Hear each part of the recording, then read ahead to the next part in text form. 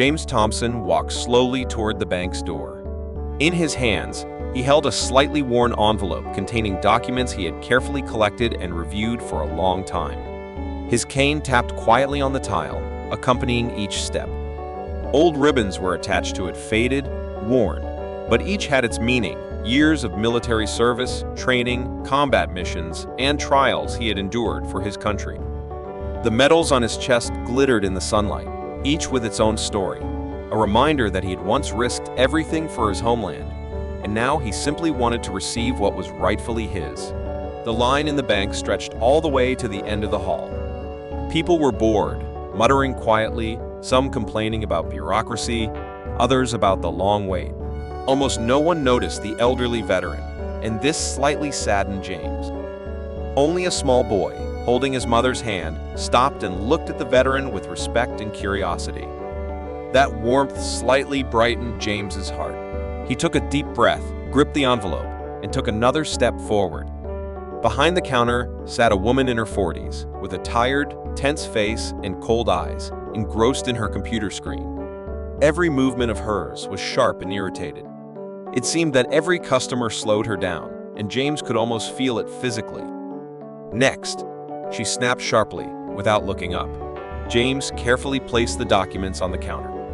His hand trembled slightly, not from weakness, but from fatigue and a sense of injustice, as if all the years of service and endured trials meant nothing in this world.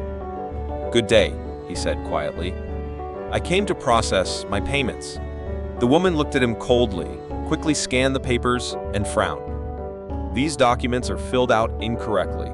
I cannot issue you anything." James tried to explain that everything was in order, that the signatures and stamps were present, but the woman simply snorted and returned to her screen. Several customers started muttering quietly, some losing patience. A young man in line leaned slightly and said, "Maybe I can help you, sir." James merely shook his hand. No need. He didn't want to bother anyone, he just wanted what was rightfully his. "Listen," he said calmly, "I served this country." All these medals, he touched his chest lightly, where the metallic awards gleamed, each with its own story. "I just want what is due to me." The woman snorted and shouted, "Step aside! I don't have time for this." James lowered his head. Memories of service flashed before his eyes: cold nights on duty, sleepless hours and tense mornings during exercises. Every moment there had been priceless. There he had learned patience and endurance. And now, his enemy was not war, but bureaucracy and human indifference. A minute passed, then a second. The atmosphere grew increasingly tense. People glanced at each other quietly. Some sighed, some whispered. Unbelievable. They treat people like this. And suddenly, the bank door opened, and the director entered, a man in a sharp suit, with a straight posture and attentive gaze. James immediately sensed something familiar in his eyes. "Good day, sir," said the director.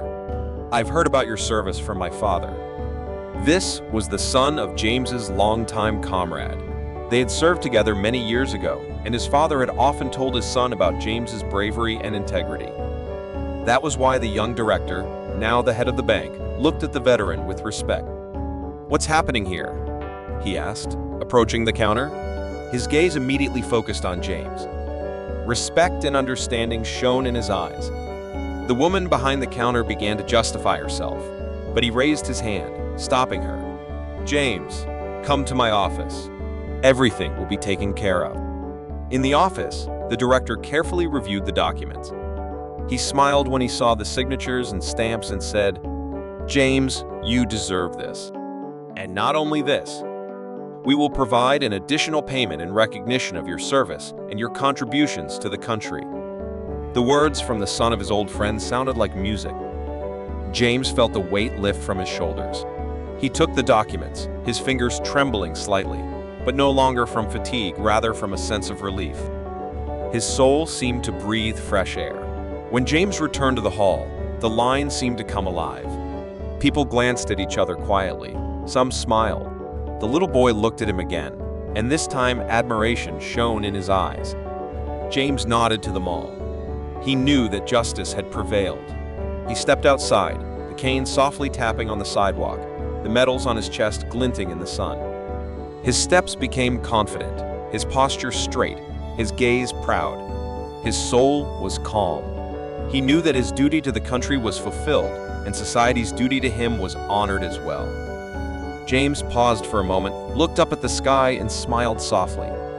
The payment and the additional reward were more than just money. They were recognition of his life, his service, and his dignity. And with that feeling, he slowly walked down the sunlit street, knowing that justice exists, and this knowledge brought relief not only to him, but to everyone who heard this story. The quiet tap of the cane on the pavement seemed to whisper to all passers-by, "Justice has prevailed. Everything will be all right." The listener's soul could finally breathe freely.